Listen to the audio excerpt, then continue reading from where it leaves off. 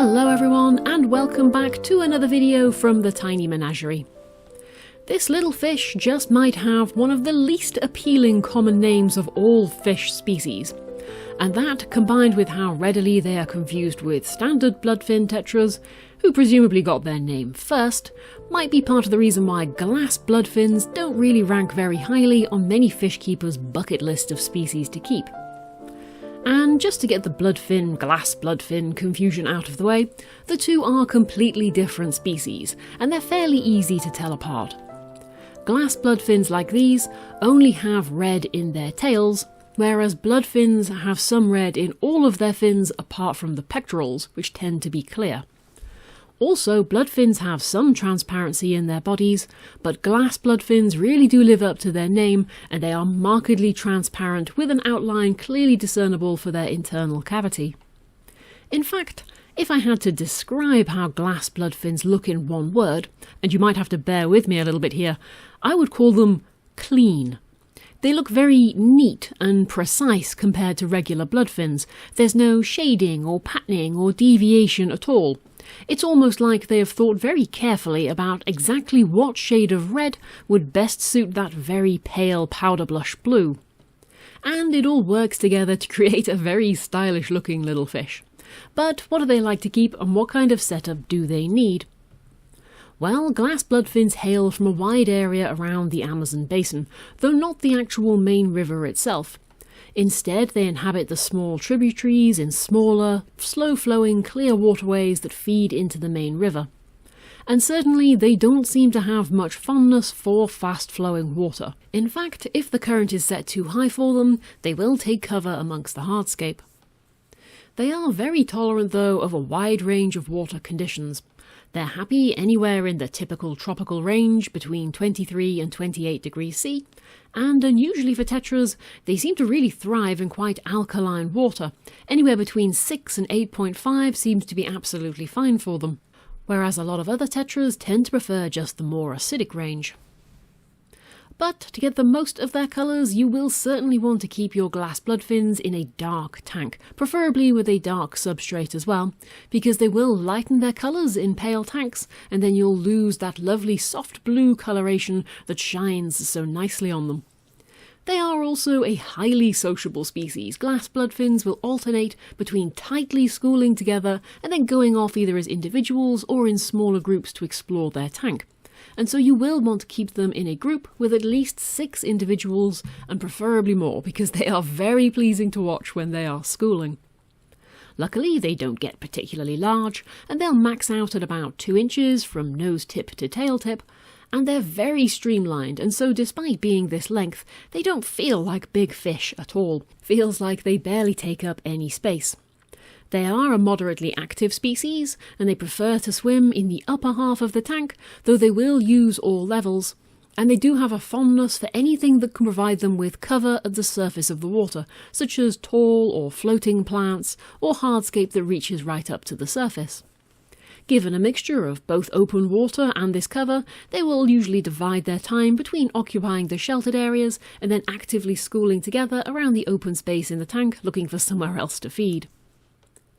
One thing to particularly note if you think about keeping them, especially in a busy household, is they are not the bravest of fish, and anything moving around their tank will spook them into hiding, and I found it took about a month after buying them, so quite a long time really, before they would start to trust me at all. And I suspect it's from watching the other fish in the tank, who always beg as soon as I'm anywhere near it, that they learned that they could trust me because I'm the one who tends to turn up with food.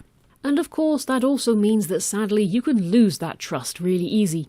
Catching mine and putting them into the filming tuck has instantly put them back into wary mode, and now they hide whenever I get close.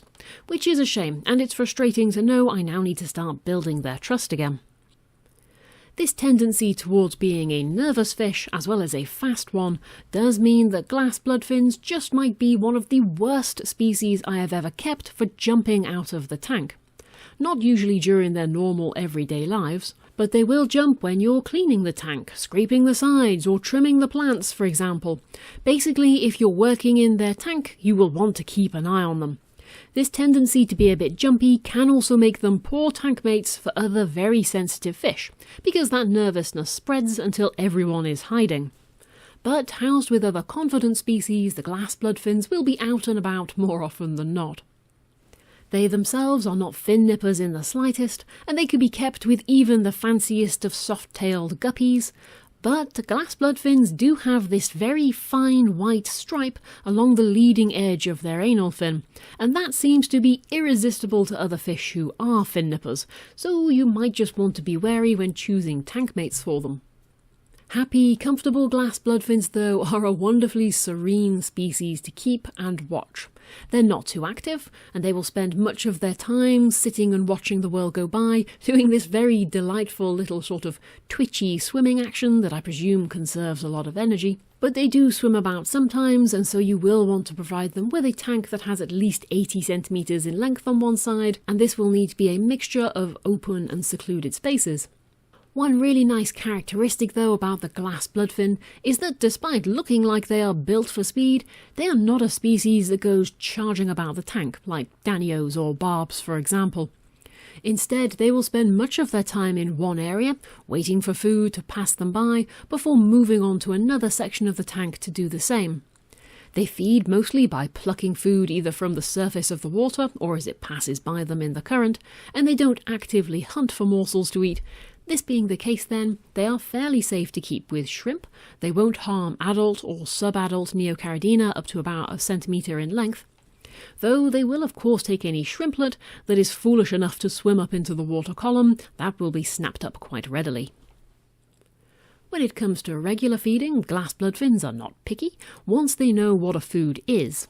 They do have a tendency to spit out food that they don't know for a while until they've gotten used to it, but they will attempt at least to eat anything small enough that passes them by, and so they can be adapted to new foodstuffs quite readily. They're also not greedy fish at all. In fact, they're very easy to overfeed, because each fish seems to only have a tiny little appetite for their size, and they won't feed until they're absolutely stuffed like others do.